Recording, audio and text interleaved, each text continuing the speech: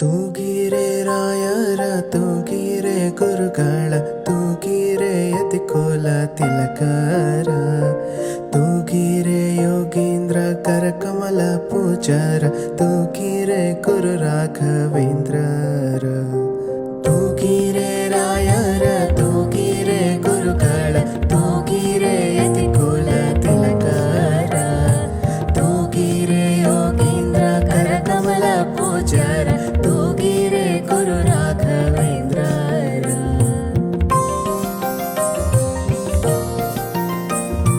ಕುಂದನಮಯವಾದ ಚಂದದ ತೊಟ್ಟಿಲ ಆನಂದದಿ ಮಲಗ್ಯಾರ ತೂಗಿರೆ ಕುಂದನಮಯವಾದ ಚಂದದ ತೊಟ್ಟಿಲ ಆನಂದದಿ ಮಲಗ್ಯಾರ ತೂಗಿರೆ ನಂದನ ಕಂದ ಗೋವಿಂದ ಮುಕುಂದನ ಚಂದದಿ ಭಜಪರ ತೂಗಿರೆ ಚಂದದಿ ಭಜಪರ ತೂಗಿರೆ ಚಂದದಿ ಭಜಪರ ತೂಗಿರೆ ತೂಗಿರೆ ರಾಯರ ತೂಗಿರೆ ಗುರುಗಳ ತೂಗಿರೆ ಯತಿಕುಲ ತಿಲಕರ ತೂಗಿರೆ ಯೋಗೀಂದ್ರ ಕರಕಮಲ ಪೂಜಾರ ತೂಗಿರೆ ಗುರು ರಾಘವೇಂದ್ರ ತೂಗಿರೆ ರಾಯರ ತೂಗಿರೆ ಗುರುಗಳ ತೂಗಿರೆ ಯತಿಕುಲ ತಿಲಕರ ತೂಗಿರೆ ಯೋಗೀಂದ್ರ ಕರಕಮಲ ಪೂಜಾರ ತೂಗಿರೆ ಗುರು ರಾಘವೇಂದ್ರರ ತೂಗಿರೆ ರಾಯರ ತೂಗಿರೆ ಗುರುಗಳ ತೂಗಿರೆ ಯತಿಕುಲ ತಿಲಕರ ತೂಗಿರೆ ಯೋಗೀಂದ್ರ ಕರಕಮಲ ಪೂಜಾರ ತೂಗಿರೆ ಗುರು ರಾಘವೇಂದ್ರರ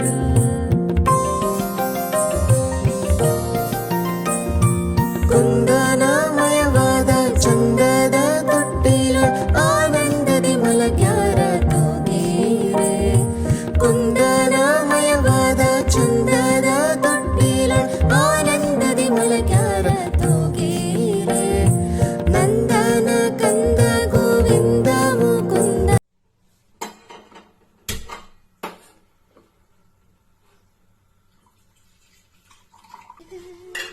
ಪೂಜಾಯ ರಾಘವೇಂದ್ರಾಯ ಸತ್ಯಧರ್ಮದಾಯ ಚ.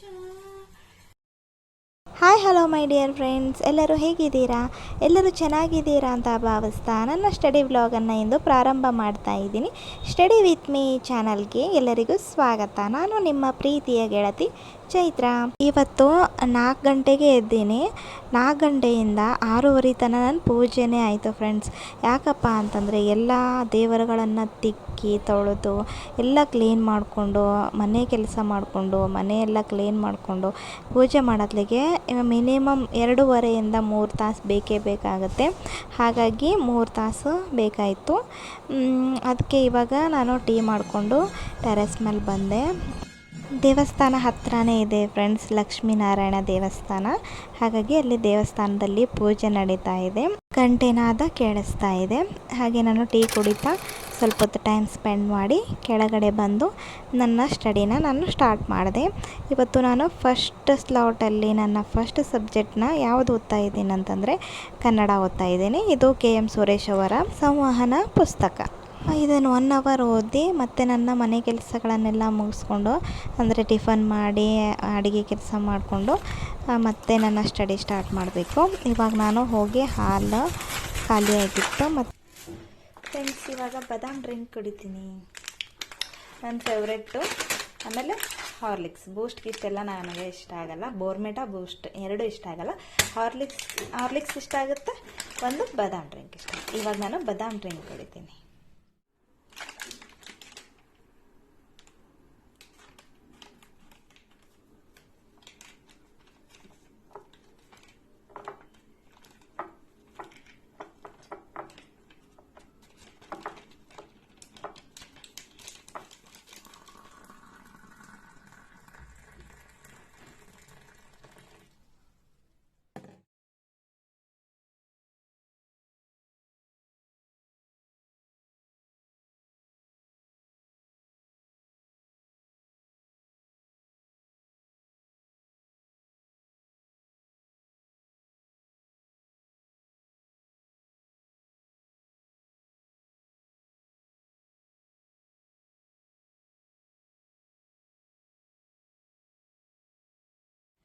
ಹಾಯ್ ಫ್ರೆಂಡ್ಸ್, ಏನಪ್ಪ ಅಂತಂದ್ರೆ ಇವಾಗ ಟೈಮು 9:15 ಆಗೈತೆ ಫ್ರೆಂಡ್ಸ್.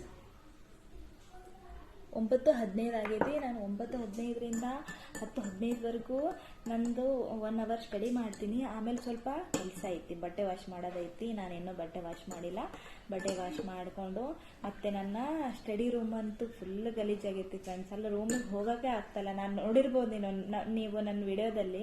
ನಾನು ನನ್ನ ಸ್ಟಡಿ ರೂಮಲ್ಲಿ ಸ್ಟಡಿನೇ ಮಾಡ್ತಾ ಇಲ್ಲ, ನಾನು ಇಲ್ಲೇ ಕುಂತ್ಕೊಂಡು ಮಾಡ್ತಾ ಇದ್ದೀನಿ. ಅಷ್ಟು ಬುಕ್ಸ್ ಎಲ್ಲ ಹರಡ್ಕೊಂಡು ಬಿಟ್ಟಿದ್ದೀನಿ. ಎಲ್ಲ ಮೇಲೆ ಟೇಬಲ್ ಮೇಲೆ ಕುಂತ್ಬಿಟ್ಟಿದ್ದಾವೆ. ಹಾಗಾಗಿ ಅಲ್ಲಿ ಹೋಗಿ ಓದೋಕ್ಕೂ ಮನಸ್ಸೇ ಬರ್ತಾ ಇಲ್ಲ.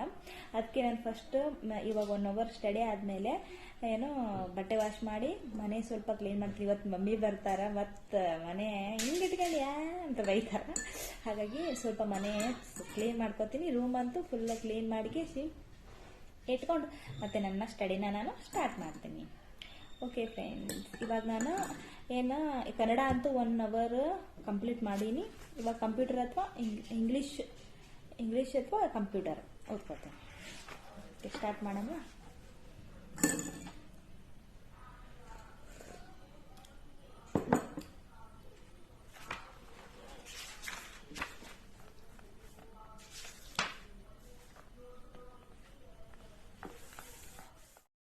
ಇವಾಗ ನಾನು ಕಂಪ್ಯೂಟರ್ ಓದ್ಕೊಳ್ತಾ ಇದ್ದೀನಿ. ಇದು ಕೂಡ KM ಸುರೇಶ್ ಅವರ ಪುಸ್ತಕ. ಇದರಲ್ಲಿ ಬರುವಂತಹ ಕಂಪ್ಯೂಟರ್ ಕ್ವಶನ್ ಪೇಪರನ್ನು ಡೀಪಾಗಿ ಓದ್ಕೊಳ್ತಾ ಇದ್ದೀನಿ. ಡೀಪಾಗಿ ಅವರು ವಿವರಣೆ ಕೊಟ್ಟಿದ್ದಾರೆ, ಅದನ್ನೇ ನಾನು ಓದ್ಕೊಳ್ತಾ ಇದ್ದೀನಿ.